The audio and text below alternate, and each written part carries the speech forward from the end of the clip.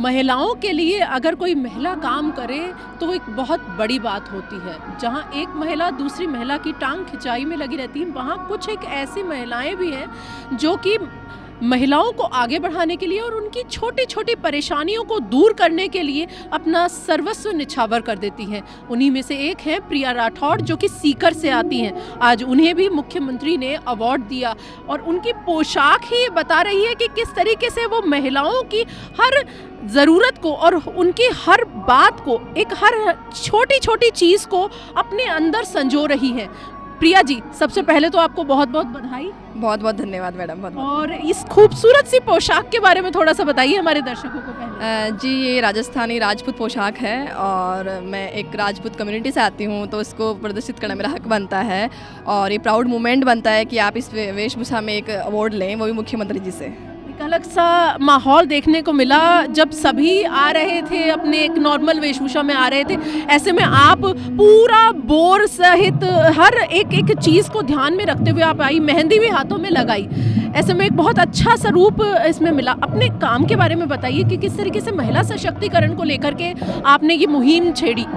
जी, मैं सीकर ज़िले के छोटे से गांव प्रतापपुरा सामी से आती हूं और मैं 7 साल से काम कर रही हूं महिला स्वास्थ्य पे, टीनेज प्रेगनेंसी पे, चाइल्ड मैरिज पे।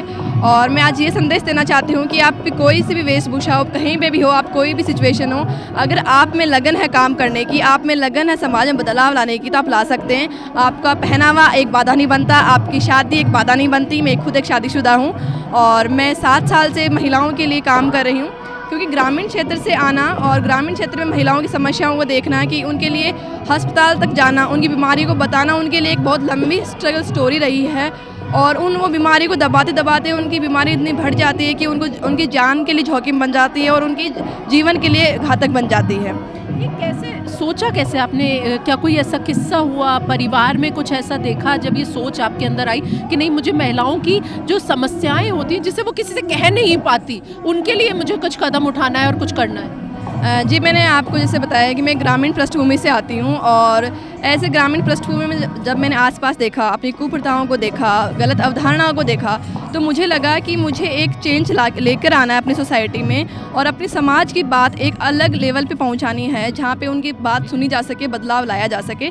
और मैं ग्रामीण क्षेत्र से आती हूँ और मैं आपको बताते हुए खुशी हो रही है कि 2024 में जो ग्लोबल यूथ डायलॉग हुआ बेनिन अफ्रीका में, उसमें मैंने भारत का प्रतिनिधित्व किया और एक गांव की लड़की गांव से लेकर ग्लोबल प्लेटफॉर्म पे गई है अपने बदलाव के कारण। तो कोई भी महिला, कोई भी लड़की जो ग्रामीण क्षेत्र से आती है, कोई भी पृष्ठभूमि से आती है, वो एक समाज में चेंज मेकर बन सकती है और जो गलत अवधारणाएं हैं, कुप्रथाएं, उन पर काम कर सकती है। ऐसे में आपके शायद जो परिवार वाले हैं वो भी यहाँ पर साथ में हैं। आपकी शादी हो चुकी है, आपने बताया। कैसा आपके परिवार की तरफ से किस तरीके से सोच रही, क्योंकि गाँव की महिलाओं के पास जाना, उनसे उनकी परेशानियाँ सुनना और फिर उन्हें दूर भी करना, ऐसे में परिवार का अगर साथ ना हो, वो भी एक शादीशुदा महिला के लिए, तो बहुत मुश्किल होता है। कैसा आपके ससुराल वालों का क्या सोच थी, किस तरीके से उन्होंने आपका साथ दिया? आपके पति कहाँ हैं, उनके बारे में भी थोड़ा बताएं।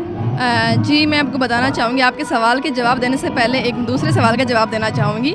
और मैं मानती हूँ कि एक लड़की के लिए, मेरे लिए सफ़र बहुत आसान रहा जब मेरे भाई मेरे साथ खड़े रहे, मेरे माता पिता मेरे साथ खड़े रहे और वो मेरे लिए, उन्होंने इतनी मीलें दूरी तय की है जिसकी वजह से मैं मंजिल तक पहुँच पाई। और उसके बाद मुझे ऐसा परिवार मिला, ससुराल पक्ष मिला, जो उन्होंने मेरे सपनों को अपना सपना माना और वो निरंतर प्रयास कर रहे हैं कि मैं बढ़ती रहूं और समाज में एक बदलाव लाती रहूं। जो मेरे सपने हैं वो उन्होंने अपने सपने माने हैं। तो बहुत कम ऐसे परिवार देखने को मिलते हैं जो ऐसी सोच रखते हैं, जो बहुओं के सपनों को अपना सपना मानते हैं। बेशक बहुत सारे परिवार हैं जो बेटी के सपनों को पूरा करने के लिए दिन रात कर देते हैं, लेकिन ऐसे बहुत कम परिवार होते हैं जो बहू के सपनों को लेके इतने पॉजिटिव सोच रखते हैं और उनको प्रयास है कि, उनको विश्वास है कि नहीं, उसको आगे बढ़ना चाहिए और उसके लिए एक एज ए पिलर खड़े रहते हैं। अपने हस्बैंड के नाम बताएं। जी, मेरे हस्बैंड का नाम भवानी सिंह जी शेखावत है।